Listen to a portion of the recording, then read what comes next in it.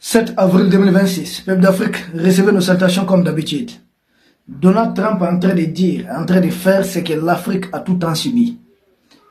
Je vois beaucoup de nos frères s'alarmer, beaucoup de nos frères, nous comprenons les émotions par rapport à ce qui se passe au niveau du Moyen-Orient. C'est triste, voir deux pays, voire même c'est plus de deux pays, former une coalition en train d'agresser l'Iran, en train de bombarder, parce que jusque-là, on dit élèves et enseignants, il y a eu plus de 310 morts du côté de l'Iran. Il y a plusieurs écoles qui ont été touchées par le bombardement. On parle de 700 écoles, de plus de 700 écoles. Et il faut noter plus de 30 universités, parce que c'est grâce à ces universités que l'Iran a réussi l'exploit de ses missiles et même de ses recherches nucléaires. Donc pour Trump, il faudrait détruire. Ne soyez pas surpris, on ne le souhaite pas. Si l'Iran, l'Iran est bon, si l'Iran était réellement mis en difficulté et que si le régime devait au début s'effondrer, vous allez les voir dans une course affolée derrière les ingénieurs et les scientifiques iraniens. C'est ce qu'ils ont fait quand Adolf Hitler a été renversé. Derrière les armes nucléaires, les deux bombes nucléaires qui ont été utilisées contre le Japon. Qui a participé réellement à sa fabrication? Qui est qui? Les missiles aujourd'hui dont on parle, cette technologie de missiles, ça a commencé avec Hitler, missile V1, VD. C'est Hitler qui avait commencé avec ça. Donc il y a une course effrénée derrière les ingénieurs et les scientifiques et allemands de l'époque. Donc c'est la même chose ce qui se passe. Beaucoup de scientifiques iraniens ont été éliminés, ont été assassinés, purement et simplement, parce que la puissance d'une nation repose au niveau de ses cerveaux. C'est là que nous, nos fameux démocrates, ont tout trahi l'Afrique. C'est des gens qui ont ouvert dans beaucoup de pays africains des écoles de comédie, des écoles d'autres trucs, produisent beaucoup de comédiens. Je peux comprendre qu'on produise les comédiens suivant un nombre proportionné. C'est-à-dire pour 10 millions d'habitants, nous avons besoin de combien de comédiens, combien d'artistes, combien de trucs.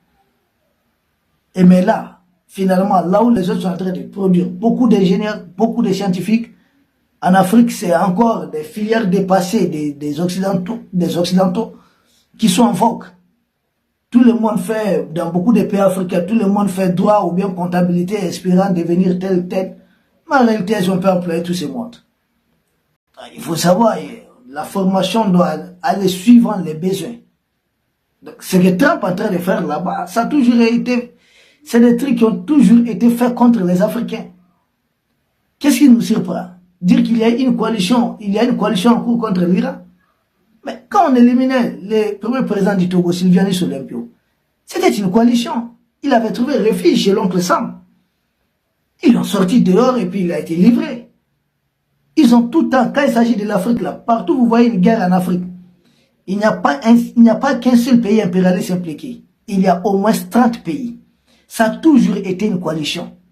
Ils ont un cadre où tous leurs services de renseignement coopèrent, collaborent ensemble, partagent tout ensemble. Et il y a un deuxième cadre entre les pays qu'on appelle les anglo-saxons simplement. Il y a aussi cet autre cadre. Donc c'est des gens qui ont tout à opérer ensemble. Peut-être aujourd'hui avec l'internet et autres, les choses sont beaucoup plus visibles. Quand on bombardait les palais présidentiels de la Côte d'Ivoire, les gens voyaient l'armée française devant. Les Français travaillent avec les renseignements fournis par quel pays? Et puis il y avait les casques bleus. Les casques bleus là, c'est combien de pays? Il y avait combien de pays dans les casques bleus qui étaient en Côte d'Ivoire? C'est là que vous allez vous rendre compte dans l'ONICI qu'il y avait plusieurs nationalités. Et derrière, partout où vous allez voir l'armée française opérer généralement, c'est les renseignements satellitaires, d'autres renseignements de l'oncle Sam. Ils ont certes leur capacité de renseignement, mais ils dépendent en grande partie de certaines capacités de renseignement de l'oncle Sam. Et ils peuvent s'opposer à une guerre menée par l'oncle Sam, mais eux, ils n'osent pas déclencher une guerre et que l'oncle Sam s'oppose dans les faits, dans tout. Si vous les voyez aller se faire humilier à Washington, pour que Donald Trump ne lâche pas Zelensky, c'est parce que sans Donald Trump, ils ne peuvent pas faire le poids. Ils ont besoin de ça. Rien qu'à couper pour 72 heures les renseignements fournis par l'oncle Sam à Zelensky, il devient aveugle. Il ne peut plus rien faire. il sera cuit tout de suite. L'œil et l'oreille de Zelensky, c'est l'oncle Sam. Donc, leur coalition là, c'est sur les dos des Américains. C'est pourquoi Trump leur demande de payer davantage. Payer davantage parce que Trump, lui, en venant au pouvoir, il était accompagné par un puissant lobby qu'on appelle NRA. Donc, il s'agit des lobbies des gens qui produisent les armes. Donc lui, il veut aussi du marché pour ses parrains. Il va gaspiller toutes ces munitions en Iran, mais derrière, qui va profiter du marché? Ce sont les privés qui produisent généralement leurs munitions. Les privés. Donc il faut faire rentrer l'argent, c'est ce qu'ils font. Mais quand il menacent, dit qu'il va détruire les ponts et autres en Iran. En fait, ce n'est pas l'Iran qui est dans son viseur en tant que tel. Non. Il y a les monarchies de Golfe et puis voilà, chez Benjamin Netanyahu. Surtout les pays arabes. Pétrodollars. Parce que l'Iran, les présents, va détruire leurs ponts sans doute. Et dites-vous, quand ils auront besoin de reconstruire, à qui on va donner les marchés? À l'oncle Sam. Est-ce que vous comprenez? Trump est en train de casser pour donner les marchés aux grands propriétaires des immobiliers des États-Unis. C'est tout. La guerre, malheureusement, c'est du business. Business contre des vies humaines. Ces gens sont cyniques. Très cyniques et barbares. C'est pourquoi je dis Trump ne fait rien là-bas qu'ils n'ont jamais fait contre les pays africains.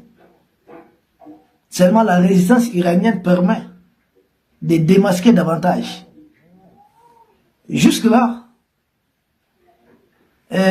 ils ont leur coalition, les gens ont découvert ça, qu'ils ne peuvent pas lutter individuellement. Et d'ailleurs, Trump a dit, il a traité de lâches les autres alliés de l'OTAN qui ne veulent pas l'aider. Il a appelé à une coalition des pays intéressés, concernés directement par le détroit d'Ormuz. Ça n'a pas fonctionné. Et malgré qu'ils sont déjà à 2 pays, là aussi ça ne tient pas debout. Et maintenant, quand il dit, maintenant, je vais commettre des crimes de guerre, et il va jusqu'à traiter et dire qu'il va détruire totalement la civilisation iranienne.